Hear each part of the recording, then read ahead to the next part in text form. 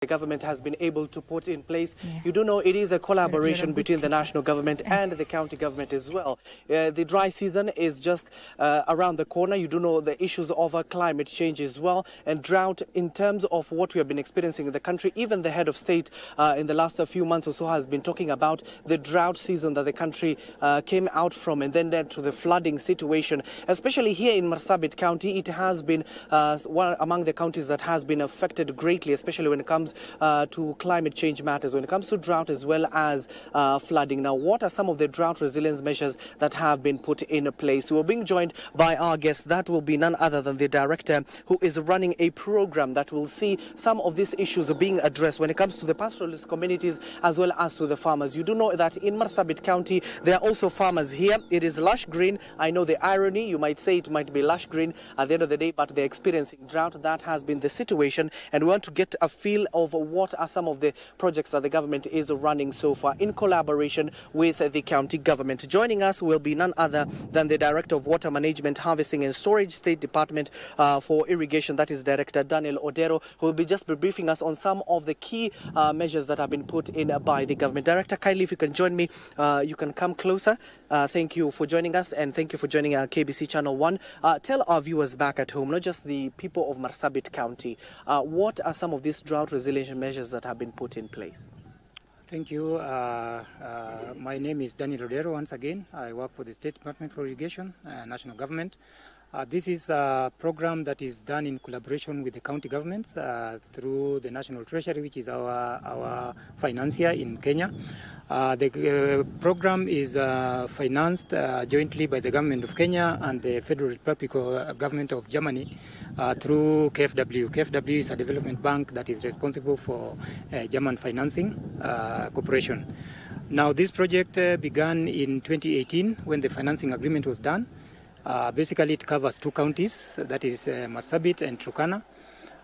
The financing for is 8 million government, which is about 1 billion Kenya shillings based on the exchange rate then when the financing agreement was signed.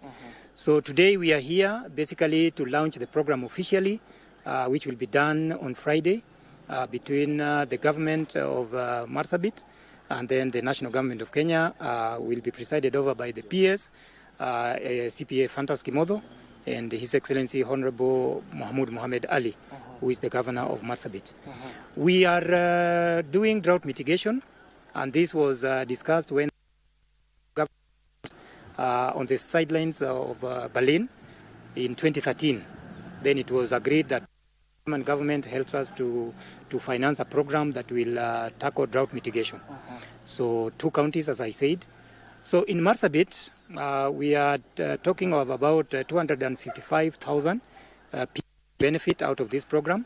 It's an open program that is multi-sectoral in the sense that it's about drought mitigation, so we tackle it from different angles.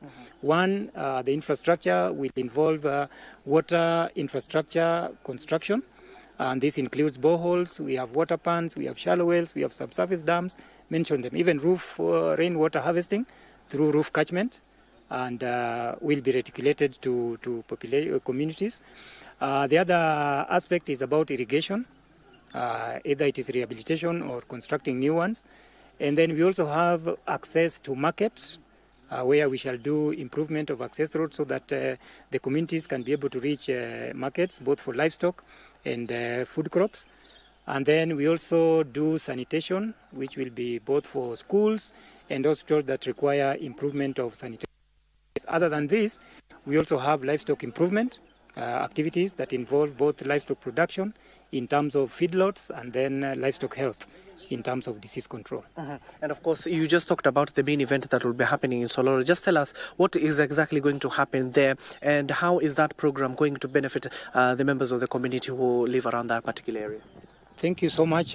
This was agreed following the intervention of the county government of through His Excellency the Governor and the Principal Secretary, State Department for Irrigation.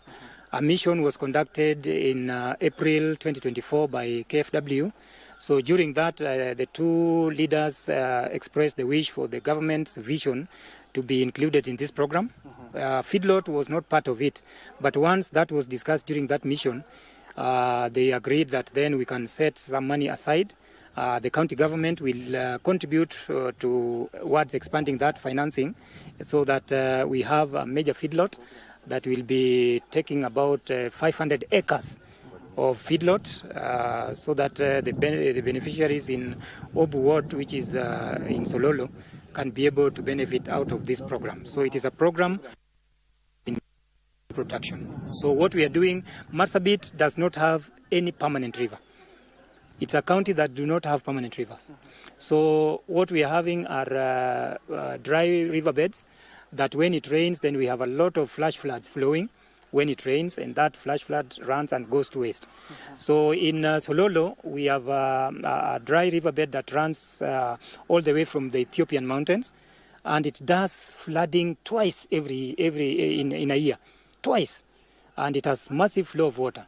So we discussed, and in that joint agreement, the two governments are going to construct water pans, which are going to be graduated, or sometimes a dam, the way the local community will want to refer to it, that will tap that water, and then we use it for feedlot production. But again, it will be available for livestock to drink, and even for your households that are living within Obu Ward. And of course, people might say, given that Marsabit County, at least it's much better far off, because people are saying, if you come to Marsabit, it's like going to central parts of the country. You see a lot of trees, you see grass, but at the end of the day, they still feel the impact of climate change. We've just witnessed the worst drought the country has ever experienced in the last 2 years when we got out of it. Then shortly afterwards, we have gotten into a flooding situation, and we saw that even Marsabit County was among the counties that was worst affected. So in terms of these drought resilience measures that have been put in place, are there challenges that you have witnessed so far, and how have you addressed them? Marsabit, that is the wrong perception. Marsabit is only green around Saku, where we have Marsabit town because of the presence of Mount Marsabit. Yes.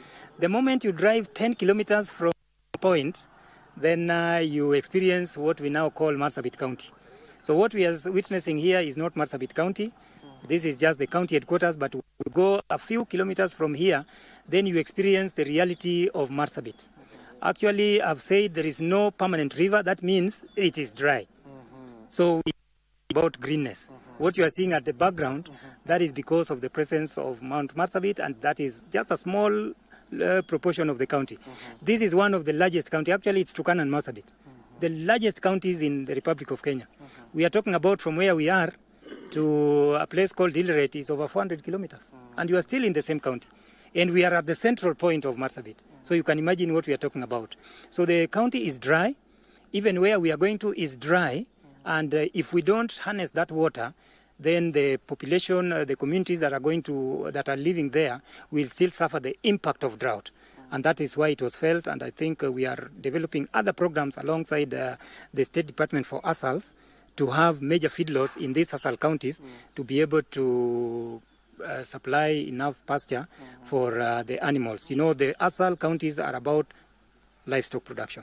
So that is the impact that we want to reduce down of climate change, so that we supplement the pastures that they are having naturally with the feedlots that we are going to assist them produce. So that we also minimize conflicts. The conflicts are about resources. And the resources in ASAL areas are only two. Pasture for livestock, water for the same livestock. Watu wanapata kidogo ya kukunywa. But when it comes to livestock, because that is the mainstay of the economy of the pastoral communities. And we are alive to that fact. And as we conclude, finally, given that we are out of time, we are talking about some of the issues that we have been able to witness, especially in this ASAL region. In terms of resources, it is finite, it is very small, and that's why we're seeing people at the end of the day clashing. So will this resolve some of those issues? It's expected that for everything that we are doing, we have a vision, and our outcomes that are expected from this program is we have enough pasture for the communities. That will translate into better livestock health and more livestock surviving, and that will then translate into money into the pockets. At the end of the day, what we are looking at is money in the pockets, and that is why we say this program is multi-sectoral. So we are looking at infrastructure for market access so that they can be able to off-take the livestock that they are going to improve in terms of livestock health and livestock production. Thank you so much. Thank you. I wish we would have had a lot of time